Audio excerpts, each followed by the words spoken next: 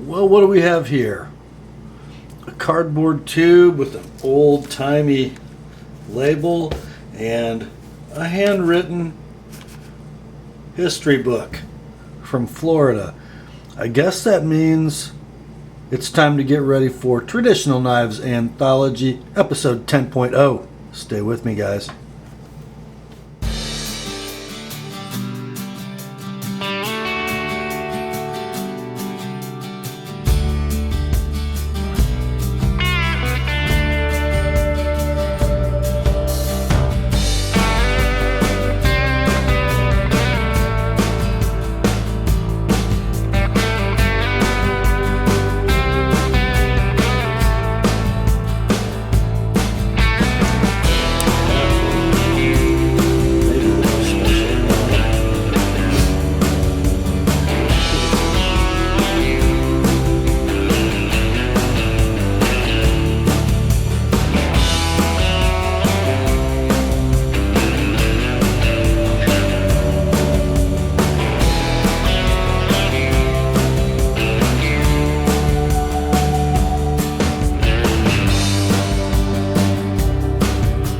Hi gang, Rob here. It is the evening of 16 November 2014.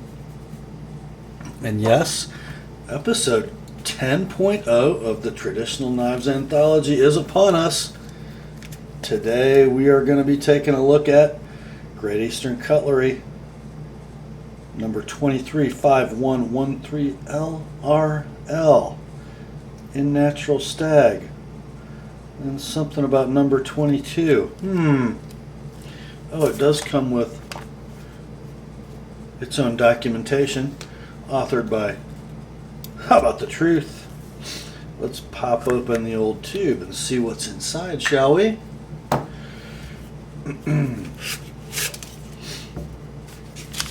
Merely packing, not included with your GEC purchase. What is included, however, is this wax paper. Now, guys, kind of important when you're handling this. It does hold up better than that very paper thin tissue paper like you get with a case knife or a queen knife, but be careful. It only wants to bend so many times, and this one's been opened a few times, as you can see. Look at this monster. This is no lightweight, boys and girls.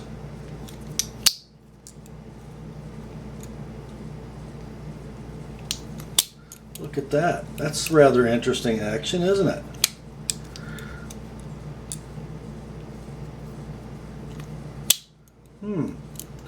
I'd say that's worth talking about. So, we're going to dispense with the reading of the Stag label. I'll tell you what I will do. I'll run this nice and slow for you up the camera. So for those of you who are interested, you can pause the video and read it, but we've gone over this label before. Out of the way with you. Let's just focus on the knife. I'm going to zoom in a little so y'all can look at it while I'm reading. So, put the video on pause, go get your slippers, a cup of coffee, get in a comfortable chair, and we're going to read a little How About the Truth. See you when you get back. Okay, nice to have you back. What we're talking about is the bull lock knife, thusly named because of this feature, the bull lock. And this one is 4.5 inches long, and traditional knives are measured closed, 4.5 inches. The 23-51-13 drop point Skinner bull lock in Northfield trim by GEC. That's a long name for a knife, isn't it? All of it's important, though. Many of you are probably thinking, what in the world is that thing?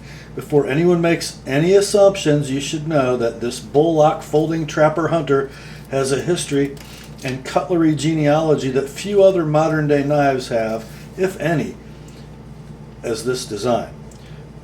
More on that later. I must admit, I myself had some reservations about this design as I was ordering it last year upon its release in July 2013. Aside from the perfectly matched natural stag handles on this knife, let's take a look.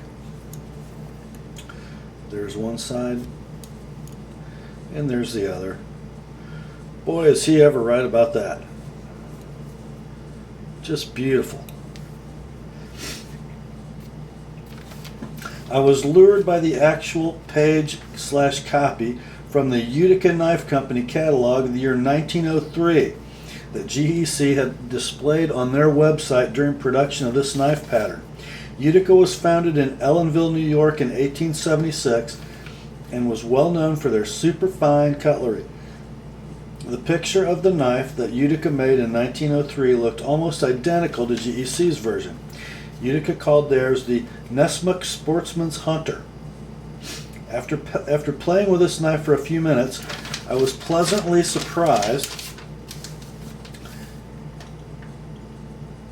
And Steve does mention this pattern would carry best in a custom-made sheath. Actually, probably go quite well in a Buck 110 sheath if you didn't want to shell out to have a custom made. At first I thought the thumb lever would impair handling in using the knife. Not so. This knife is comfortable in any grip except for the saber grip, which has to be done according to the location and contour of the lever lock, but that's the whole point of the lever's shape. You plant your thumb on the lever. Let's take a look at what Steve's talking about. There's the saber grip, thumb planted on the lever. That's not terribly uncomfortable at all. But in 1903, Utica suffered from an embarrassing lack of jimping.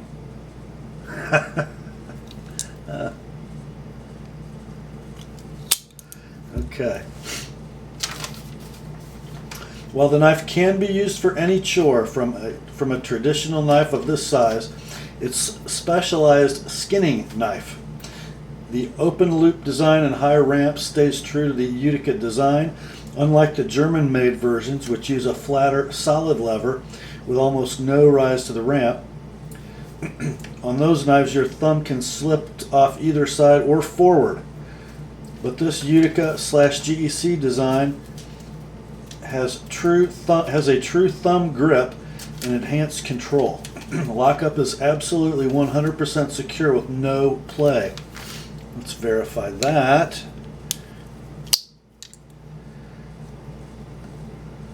Okay, there is, no up and down play.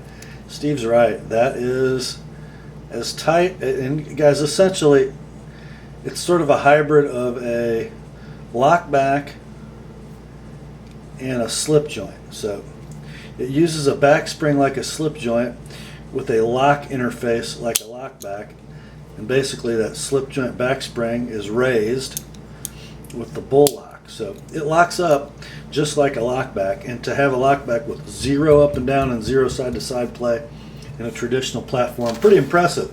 Not all GEC lockbacks do that, by the way. Back to Steve. It only takes a minute to get used to unlocking the blade.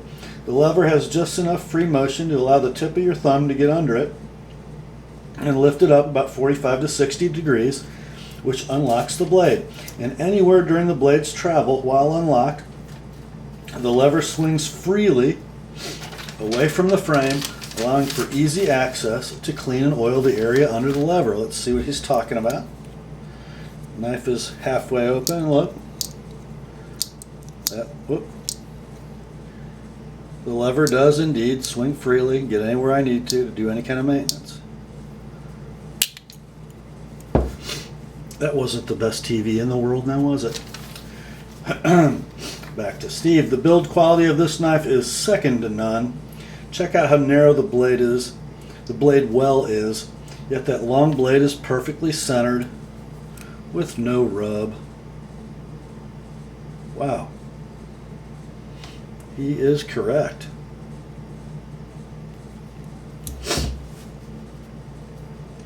The scratch near the tip on the back side of the blade obviously happened by mistake. I'm going to back this up.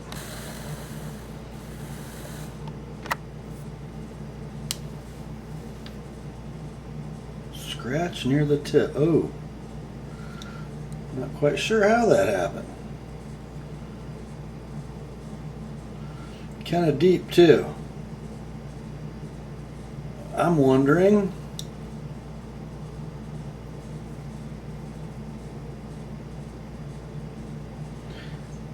if there wasn't something in the handle when that thing was closed, because it doesn't really even remotely want to rub on that side. That's an interesting story. Back to Steve. My research for any other American maker of this pattern proved futile. I couldn't find any other American company that made this knife. If anyone knows of another American cutlery company or two who made this design, please chime in. My research led me to the German companies, and to my surprise, this quote-unquote fulcrum lock release design can be traced all the way back to the early 1600s in Spain. These early Spanish knives are a big part of Spanish history. The more common shape used during that era looks just like the Texas toothpick patterns of today, but with this top lever lock. They came in many sizes, with some as much as 36 inches long in the open position. So what would those be, like 16 or 17 inch blades? These large knives were used in many battles. The smaller varieties were used for everything and loved by all. The aristocrats of the era cherished the high-end versions adorned with any material imaginable, including gold. The common people, from business owners to the farmers, even the cooks, revered this knife design called the Navaja as well. Navaja, that's N-A-V-A-J-A. You guys may remember that word. Spyderco 2 or 3 years ago came out with a model called the Navaja. So if you want to see what that sort of long, slender clip design looked like with the addition of a spider hole, you can look at that Spyderco model, Navaja. No other knife design in Spanish history was respected, loved, and even feared as much as the Navaja in all its forms and sizes, and loosely translated, the word Navaja means straight razor. The thumb does feel right at home on that lever. It may not appeal to everyone, but for the user and collector who appreciate a knife with a design so time-tested and with such a cool history, it's a winner. The various flush-mounted locks obviously pushed this old workhorse to the side. As decades passed, GEC made only 34 in natural stag and 40 in burnt stag. They were also made with the Titty-Ute trademark. While the stag is pricey, both trademarks in 5 varieties of smooth and jig bone and cocobolo and ebony all hover just over or under the $100 mark. All sold well, with few left among the dealers. Blue Creek Cutlery and TSA Cutlery have the most still in stock. Those interested should buy before they're gone, or risk being raped on the secondary market. That brings to an end Steve's history lesson on the number 23 bull lock. So I'm going to back up the camera, and we're going to just take sort of a macro flyby of this gorgeous, faithful reproduction of the Utica bull lock. Number 22, serialized.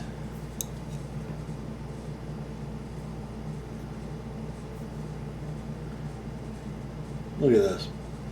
Now, obviously, or one would think, wouldn't one, that this lock is stamped out of flat stock and then it's bent.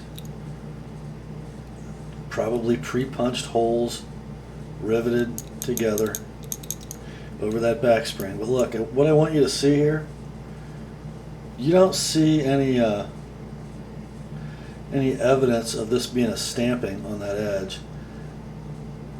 Everything's been finished ground. I just gotta look.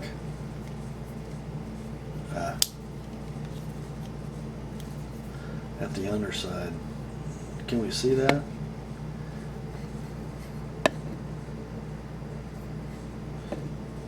I can't see it in the lens. That's what the back would look like had it not been finished ground. The underside is just the raw stamping. But a neat piece of finish work. Okay, we were doing a flyby, weren't we? We're probably due to look at the spine.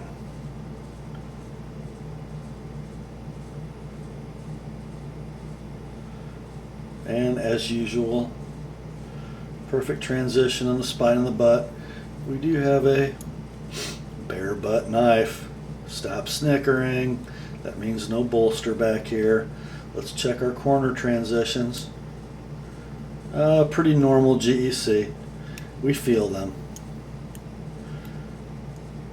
But you know, this is a stag covered knife. So not going to get superb fit and finish on every corner. Actually, this back one pretty good. Both back ones are pretty good. Beautiful lining on these bolsters. Slender and consistent. Just a very slight pinch on the ends of those bolsters. See how our back spring terminates.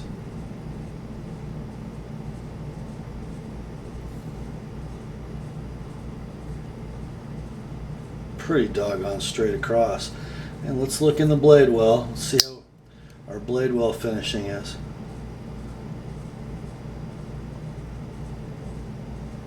I believe I can see the stamping marks in this back spring.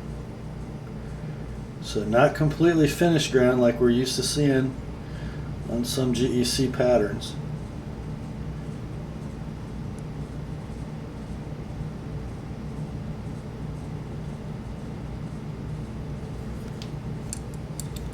Let's check out the grips.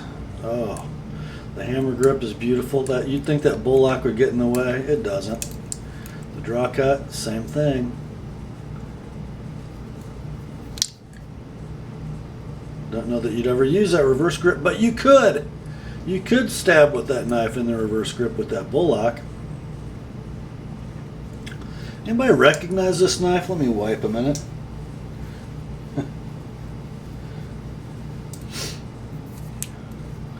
I believe that blade was used elsewhere in 2013, maybe even early 2014. What if that bolster was about that long and this were maybe smooth camel bone? Look like a Madison Barlow drop point? I think it might be. Beautifully thin blade stock. And as usual with the GEC knife, it is edge ready.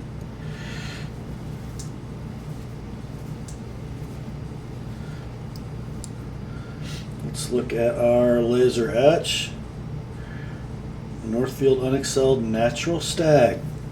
Tang stamps. Northfield UN-X-LD. Made in USA. And on the back side, GEC Great Eastern Cutlery, TIW, Titusville Ironworks, and then that model number 235113.